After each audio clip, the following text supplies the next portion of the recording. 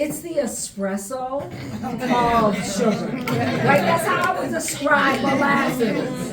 Right? It's the triple espresso dark roast.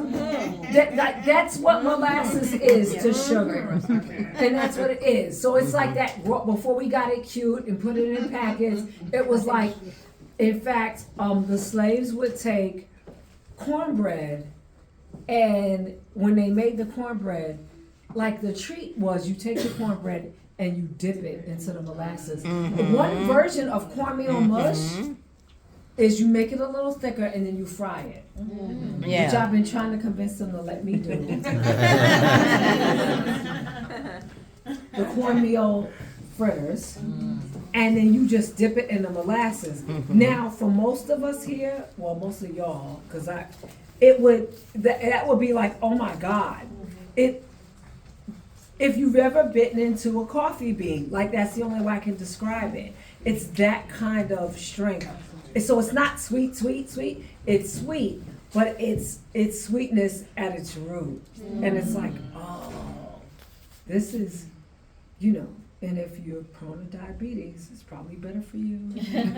Anyway, disclaimer, I'm not a doctor.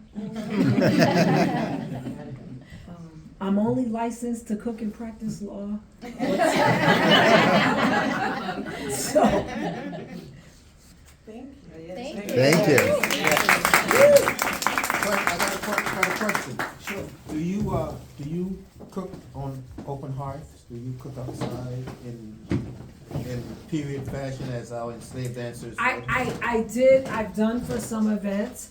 How I came to get to know Lefferts House, I sous chef for the food griot, and she's Tanya Hopkins, and she might be popping in here any moment.